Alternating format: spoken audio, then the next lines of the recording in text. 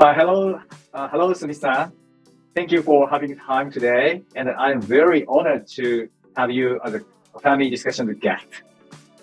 So today, we have several questions about England's LGBTQ environment and other situations about family. So, on the first step, Smiss san, could you please introduce yourself and tell me us about LGBTQ History Month in the UK? Certainly. Thank you, Mr. Uchiyama, for hosting me for this discussion today. My name is Helen Smith, and I am the Deputy Head of Mission at the British Embassy in Tokyo. LGBT plus History Month in the UK is something which we celebrate every February. And the reason we celebrate in February is because it coincides with a decision in 2003 to abolish what was called Section 28, which was a law which prohibited people like teachers from promoting gay relationships, homosexual relationships in schools, and which had very negative consequences for the LGBT plus community in the UK. And so the abolition of that law was seen as a very important moment in LGBT plus history in the UK. And after that law was abolished in 2003, the following year, an education charity named Schools Out founded LGBT plus History Month. And it was celebrated for the first time in 2005. So we have now been celebrating LGBT plus History Month for 18 years. And the purpose of the month is to raise awareness and to tackle prejudice against LGBT plus people in the UK. As a member of the UK's Foreign Commonwealth and Development Office, we take this opportunity around the world every year to reinforce our messages about the importance of diversity and equality and explaining the UK's own path towards equality for LGBT plus people, while also recognizing, of course, that we still have further work to do. So it's great to have this opportunity to speak to you in February about this really important issue. Thank you for your introduction about yourself and LGBTQ plus monthly. And then also, I'm very eager to learn from the history of UK for Japanese evolution to accept the LGBTQ couples. So now, still in Japan, LGBTQ same-sex marriage are not legalized. So, but you already passed that barrier. So could you explain the history of the recognition of same-sex marriage in the UK? I can. It's a long history, so apologies in advance for the length of my answer. So homosexuality itself was legalized in the UK in 1967. But even after that, LGBT plus people continued to experience many kinds of discrimination. And also their relationships had no legal status for things like inheritance rights, for example. And as I mentioned previously, Section 28 barred what was seen as the promotion of homosexuality in schools. But in effect, that meant that young LGBT plus people weren't given any support if they were subject to bullying or having a hard time coming to terms with their anxiety. There was a real wave of change in the UK from the late 1990s onwards, and that was influenced by political leadership, by legal decisions, and by a very active civil society. 1997 was a really key year because the Labour Party came into government and they legally recognized same-sex relationships for the first time as having a legal status. And that then paved the way for further changes. So in the year 2000, the age of consent for heterosexual and same-sex couples was made the same. And in that same year, the ban was lifted on LGBTQ plus people serving in the British Armed Forces. And then in 2002, the law was changed so that same-sex couples were able to adopt children. And then, as I mentioned, Section 28 was repealed in 2003. The next step was in 2004 with the introduction of what are called civil partnerships for same-sex couples. So this gave greater legal status equivalent to a marriage to same-sex couples in the UK. And in addition to this being about the Labour Party, who were in government at the time, wanting to promote equality, it was also about responding to pressure from society and actually from business. So there were concerns from business lobby groups that because same-sex couples couldn't marry, where companies offered benefits to married couples, they could be open to legal challenge for discrimination, for giving preference to heterosexual couples who could marry versus homosexual couples who could not marry. So there was pressure from all sorts of directions for the government to make these changes to the law. It still took another 9 years before we then brought in same-sex marriage in the UK. So the law for that was passed in 2013 and brought into force in 2014. And that was actually under the Conservative Liberal Democrat coalition government, so no longer under Labour. And part of the reason for that was because the Conservative Party themselves felt that they were behind Labour on issues of diversity and equality.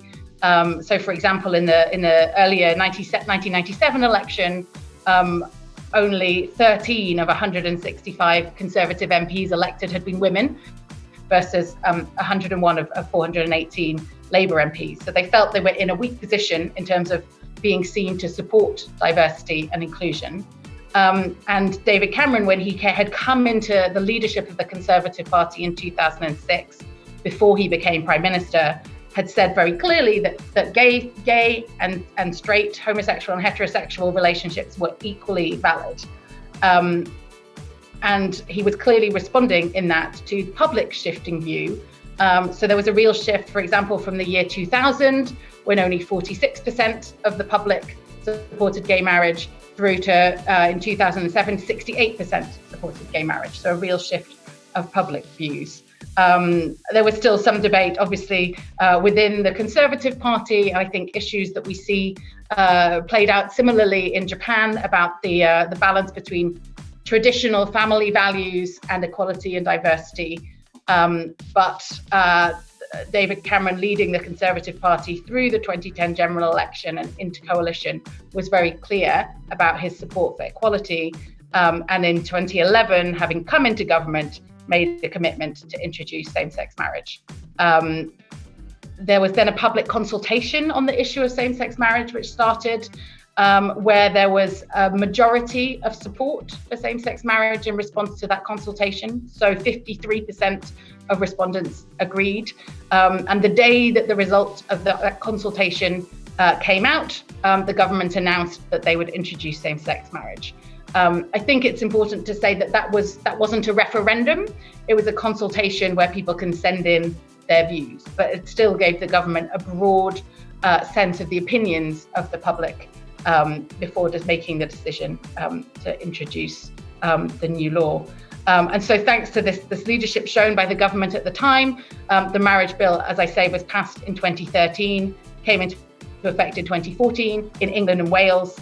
Scotland passed their own law legalising same-sex marriage later in 2014, and Northern Ireland took slightly longer, but in 2020 also legalised same-sex marriage. So it's now possible across the UK. Wow. Thank you. It's a long story. Thank you.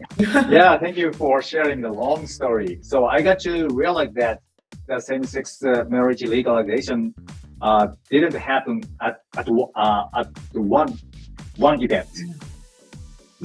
Yeah, it's a violation of many efforts to reach here. Many steps, and also active engagement in that process by civil society, but also active political leadership across different political parties to make the change. I see. I believe that there were many counter pressure to defend the new waves. So how you could overcome that kind of resistance? So I think there was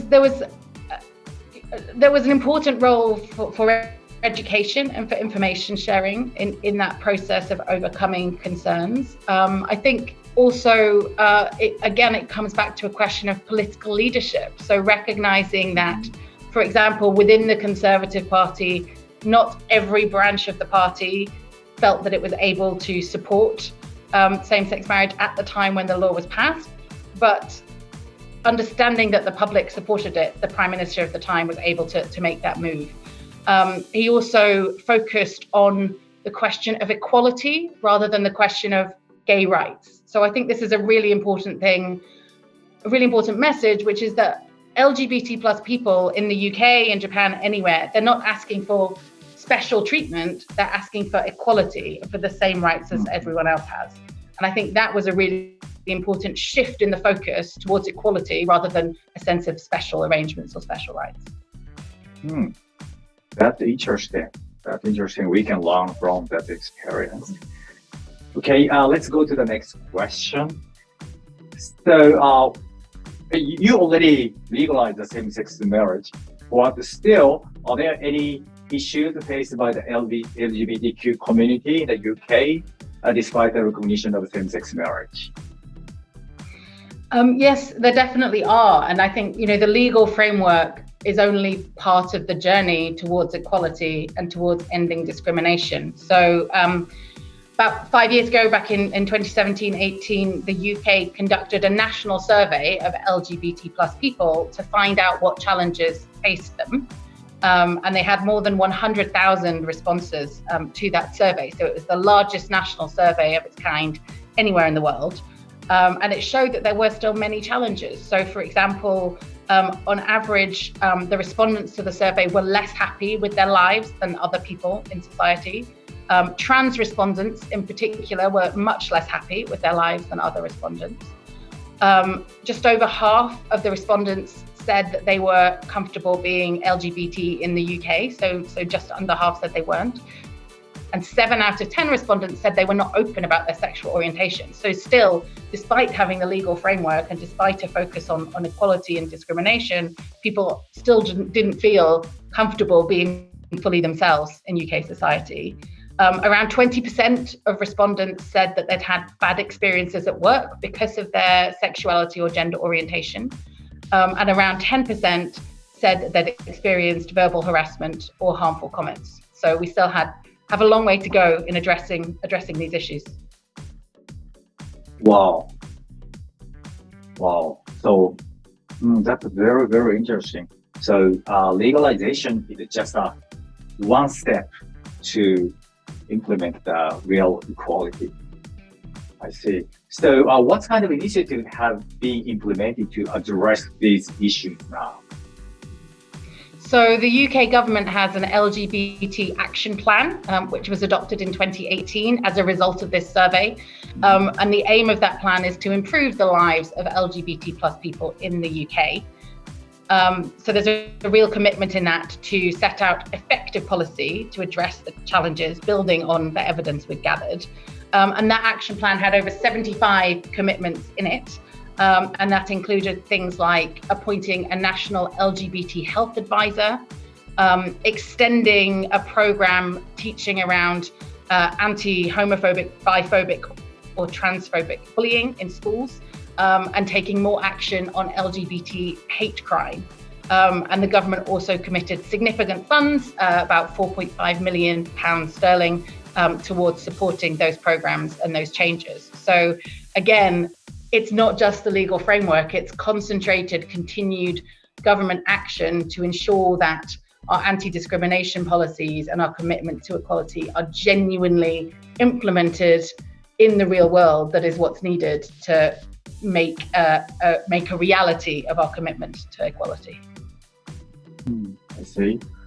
So I believe that there are many organizations who want to make the real equality society happen. So how does government collaborate with those kind of organizations? Mm-hmm. So the government works with a whole range of civil society organizations in various different ways. So one example is there is an organization called Stonewall, which reviews businesses and employers to make sure that they are LGBT plus friendly places to work, and gives them a sort of rating based on how positive a place to work they are. Various government departments have used that system and that checking, working with Stonewall in the past, to judge their own performance on equality and diversity. Because actually, as a government trying to show leadership on equality and diversity, we have to live what we talk about. We have to make sure that our own places to work are great places to work. And so that's just one example of tangibly working with a non-government organization to make sure that we are doing the right things, as well as then working with different civil society organizations on implementing different parts of the action plan. I see. Wow, I envy UK government. Okay, let's go to the next question. So we have heard that the UK recognizes various family forms beyond same-sex marriage. Could you explain what specific forms of marriage or family there are in the UK? Sure. So family is sort of officially defined in the UK as being either any cohabiting married or partnered couple of any persuasion with or without children, or any single parent family, single person living with at least one child. That is the sort of legal definition of family.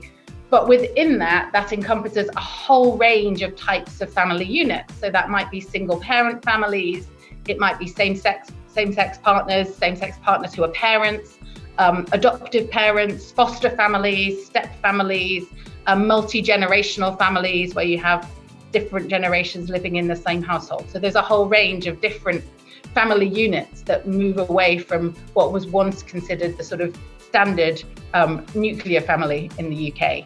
And to reflect that, now in schools, when schools teach about relationship education or relationship and sex education for older children, they are specifically required to have regard to the various forms of family and relationship which can exist, as they teach children about building healthy relationships of their own, both as children and as they become adults. Wow. So there are same-sex marriage couple and another diverse form of family unit. So which come first? Which are recognized earlier? So I think, well, it's been a gradual sort of transition. So, adoption and fostering has existed for a long time. As same-sex couples gained rights, they also gained the right to adopt and therefore become families that have adoptive children, although of course they could always have children through other means. I won't go into the detail of other means, but through other means. So same-sex couples have had children for a long time in different formats. So I think it has been the most sort of active drive towards equality has been for LGBT plus, for same-sex couples. But I think more broadly, there has just been a recognition, a societal recognition in the UK that this idea of a core family that is a mum, a dad, and two children doesn't reflect the modern British diverse society that we live in. And that might include, families of multiple nationalities. I'm in a family of multiple nationalities. We have around my dinner table my American husband, my Chinese sister-in-law, all sorts. That is a very usual family unit now in the UK, to have a whole different variety of people. They're part of a family, and so the definition has really shifted. Very interesting. So what are the current challenges of the future effort to address them in this area? So I think that there continues to be some challenge around how you balance this commitment to equality with the specific beliefs and the freedom of religion and belief that we have in the UK. That's a very important part of the UK equality law. and therefore how schools in educating about LGBT plus people and about diverse kinds of relationships, how they balance that with this freedom of religion and the need to respect different people's religion and belief. And so in the requirement for schools to teach about diverse relationships, there's also a requirement for schools to consider their local context and work out the best way to teach that is culturally appropriate for their school. So that's an ongoing sort of balance which needs to be struck. And of course, there are still cases where organizational decisions may be taken, issues may arise, which are not, which may have some element of discrimination in. And so the UK set up about just over 10 years ago the Equality and Human Rights Commission, which is a non-departmental public body, so sort of quasi-governmental, which has strategic enforcement capabilities. So it doesn't have the ability to look at very specific cases of what is one business doing that might be discriminatory, but it can look more broadly at structures and policies in society and whether they are actually living up to our commitments and actually implementing our legislation on human rights and equality. So they have that prevention of discrimination remit, but they also have a remit to promote awareness of minority issues, to promote equality and human rights, and to raise awareness. So that's a really important body, that Equality and Human Rights Commission, for making sure that the government and others are held to account for delivering on the legal settings that we have. And I think a very positive thing in the UK now is how far public opinions have come in support of LGBT plus people. So there was a survey recently in the UK asking people how they would react if their child or their sibling or their close family member came out as gay, lesbian, or bisexual. And 84% of people said that they would be supportive. And only 5% said they wouldn't support. So it's a tiny number now who wouldn't support. And similarly, when the same question was asked about a child, sibling, or close family member coming out as transgender or non-binary, 71% said they would be supportive. So it's slightly behind, but still there's an overwhelming move in society in the UK towards positivity and support and acceptance and inclusion of everyone's right to be who they are. Thank you. Thank you for sharing. And the next question is about the same-sex marriage and the diverse family forms in Japan. So can you share your impression of the current situation in Japan regarding same-sex marriage and the diverse family forms? So, I think it can't be denied that Japan is behind other G7 countries when it comes to recognizing same-sex marriage and diverse forms of family. But I think it's encouraging that there's a real moment of debate in Japan now on these issues. And from recent polls, we can see that 80% of people now understand what LGBT stands for. 65% of people are in favor of same-sex marriage. I was very surprised to see in the polls just last weekend that even in the over 50s, more than 50% of people now support same-sex marriage. So it feels that there's been a real shift in people's attitudes. And similarly, there are now many local and regional governments across Japan, including here in Tokyo, who recognize same-sex partnerships in some form. So it feels like there's a real appetite for change here. And the question now is how that change is taken forward. Yes, thank you. So as you saw, there are many people in Japan are now agreeing that the same-sex marriage should be accepted, but the law does not change yet. So based on the UK's experience, what steps do you think are necessary for Japan to recognize same-sex marriage and diverse family forms? So I don't think there's a one-size-fits-all answer to that question. I've talked about the UK's journey, which was to introduce civil partnerships and then later same-sex marriages. But that doesn't have to be the order in which Japan does it. And in fact, many countries have gone straight to introducing same-sex marriage without a system before that. I think what's definitely true, and I've talked about it in the UK's case, was that political leadership played a really big role, and politicians' willingness to listen to the views of society and to listen to how society's position is changing and respond to that. And I think that's something which can be reflected on in Japan, is making sure that all the voices in society are being heard. And here in the embassy, we will continue to work with different Japanese organizations, with the government, with business, to help create a society where everyone can unlock their potential and be free from discrimination, and to showcase the support and the story, the journey that the UK has been on, hoping that it can inspire others to go through that same journey themselves. I see. Thank you. So Famiee is a non-profit organization, and we are issuing a partnership certificate to LGBT couples on the Ethereum blockchain now, and also we are engaging many big corporations to provide the services for LGBT couples with our certificate or local government certificate, even though they are not legally recognized as a couple. Now, big corporations including Mizuho Financial Group, Panasonic, Sega, other many companies started to accept. So we thought that without changing the law, we can change the society.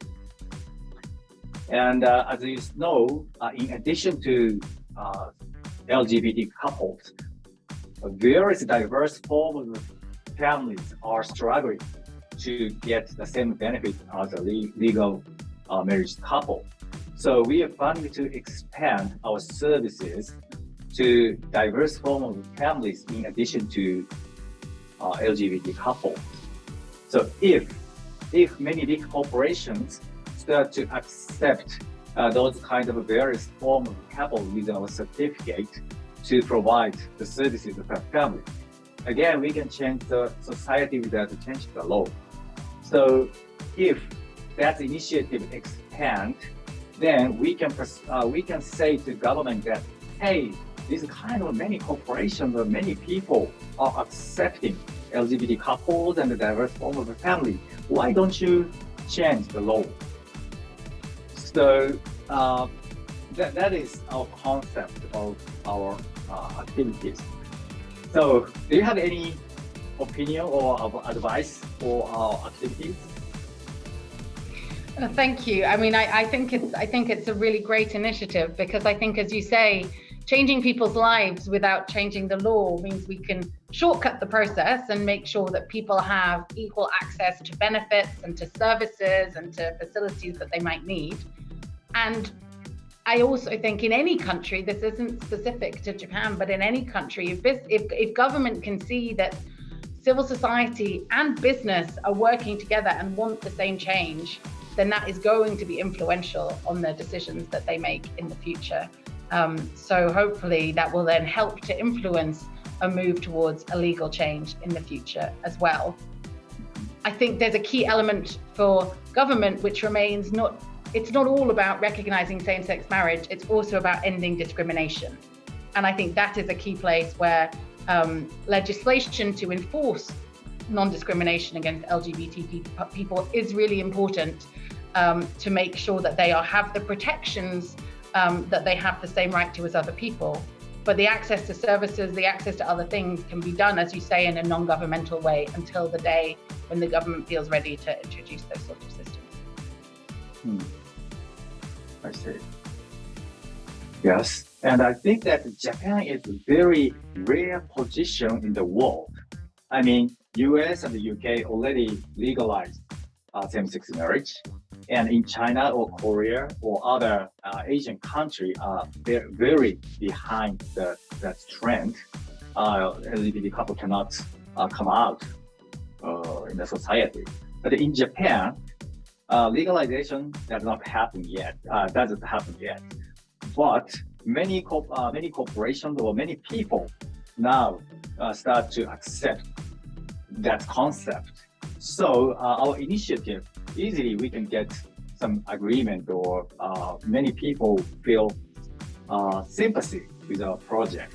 So if we can make the good use cases by changing society without changing the law, I think we can expand our initiative from Japan to other Asian countries to accelerate to accept a new concept or diverse forms of family. So I want, please go ahead. Yeah. I think that's true. I mean, I think I lived in Japan 20 years ago when I was a student. And it's really remarkable to me to see how much Japan has changed on this specific issue of acceptance of LGBT plus people in those 20 years. And I think Japan is further ahead than many of its neighbors in Asia. And it has a leadership role it can play, therefore, in encouraging other countries in Asia to make the same move towards equality, acceptance, diversity, inclusion. And I think, as you say, Famiee can be part of that in helping find the ally organizations in those countries and then working with them to introduce your system. Yeah, thank you. So now, ending time is coming soon. So we want to learn from UK more and more, and we need more support from UK. So let's keep in touch, and please give us more advice continuously. Happily. Okay. So as a conclusion, do you have a message that you would like to share with our viewers? Yes, I think sort of parting message is that equality and diversity is an easy thing to talk about, but making a reality of it requires concrete action and sustained concrete action, as well as political leadership. And I think, we see that from the UK's experience. I'd also like to emphasize, just as I said earlier, that anywhere in the world, LGBT plus people are not asking for special rights. They're asking for the same rights as others. And if we all have those same rights, that equality, then I really believe that we will all be living in a better society. Thank you so much. And thank you for your work, and thank you for joining this interview session. You're welcome. Thank you very much for hosting me. Thank you very much.